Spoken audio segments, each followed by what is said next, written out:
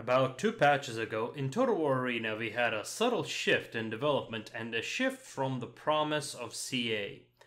In fact, looking at the recent controversy that started around 6 months ago but came to my attention last week, that seems to be the theme with CA. Ever since Total War Warhammer 1, they have been testing to see exactly how gullible their customer base is and try the shady tactics that large publishers are pulling these days. I would like to remind them that 1, you do not have the yearly safe cash cow unlike EA or Activision, and they have a cushion to fall upon when they try those tactics on anyone smarter than a can of beans. EA has its sports titles and Activision has World of Warcraft and Call of Duty and as well as others. You know, the kind of titles that simply cannot fail, while the Total War single players, sure, they will be great, they'll probably make a profit, but is it really at a point where you simply can't do anything you want?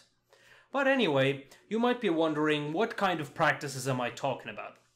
Well, in Warhammer 1, CA has flirted with the idea of Day 1 DLC, which has not well received for the same reasons that they were not well received anywhere else. Later on, they adopted the least cash grab practices such as low content DLCs and things like that. My concern has started to grow when I recently heard about Desert Kingdoms DLC, which added female characters into the game, which I think in general is awesome. There were a few female leaders in the past, but there were a few inconsistencies here and there. Regardless, it turns out not a major thing, although female soldiers is a tricky on the history part. The promise that was implicitly made that Total War games would be as historically accurate as they could be without hurting the gameplay too much, which worked great for them since Rome 1. The promise that was made for the players in Arena was that the premium units would not be stronger than the fully upgraded counterparts. Those who have been following my channel in the past month or so might have noticed that after some tests, that is simply not true. In their desire to make those units more viable, they became stronger version of their standard version. Why is this a big issue though? Why should a person who spends money into the game does not get a bigger stick? Answer is simple. It becomes a pay-to-win ecosystem with the rich whales, aka people who spend lots of money into the game, just straight up lord over anyone who isn't, due to the advantages that they get with that money spent. Sure, better skill can compensate for it, but on the same skill level, even more so on the top levels, it gets worse. The end result is that the other players start moving out, and this happens so many times now, any pay-to-win game is lauded out the door in the Western market. In fact, Extra Credits has an episode on that explains it a lot better than I can hear. So, we have identified the problem. But why did this happen and keeps on happening? The answer, I think, is money.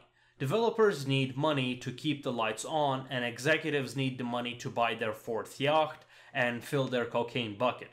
Now, the jokes aside, is most of the time the product needs more revenue while it gains the audience to remain profitable. It is as simple as that. So, what is the solution? Well, let's take a look. One solution is kind of already there, but is quite weak. Cosmetics. Adding awesome skins and ways that people can express themselves and boost their visual standing, among others, is a great way to go. This is currently being implemented, but a little slowly and in too much of a limited way. I think a game that did this right has been Smite. I do not enjoy the competitive side of Smite, but the ways you can customize your character is just astounding. And even though I dropped it a long time ago, even I bought a nice skin and a voice pack bundle for my favorite character. Adding voice packs, banners, shouts, etc. would be a great addition to the game, and I promise you this. Add Chaos Warrior sound pack to Germanicus and the skin, and I will buy it yesterday. So, the second solution is an entrance fee for special events and tournaments. Now, before what I'm about to say, this will also boost that validity or the street cred for the game to be taken seriously as an esport. After all, that was also one of the promises that were given. Let's hope it does not drop, because if it does, I know a lot of people, including myself, are gonna be out. This is perhaps the best way to monetize the game like this without impacting the core gameplay. This has been done for thousands of years and does not constitute as gambling. It adds legit stakes and excitement into each game. All you need to do is start a regular tournament circuit where people can sign up their teams and they play at specific times against another team of similar ranking. There's an entrance fee either in lots of silver or some gold, and depending on how many rounds there will be, the teams can make their money back and earn additional rewards. The advantage here is, if you look at any tournament ladder, the 50% are eliminated on the first round, and then 20% of all of them is eliminated on the second one. And as such, if you have round 3 earn you around the same amount as the entrance fee, you have made that much game currency and premium currency out of the game. Like, you have just taken that out. You have also solved the silver inflation problem and making tons of money. After all, depending on the amount of money you're charging per team, you have eliminated 75% of them by your round 3. The people afterwards, well, chances are those people weren't gonna be spending that anyway. But think it like this: the fact that you can make a profit is a huge incentive.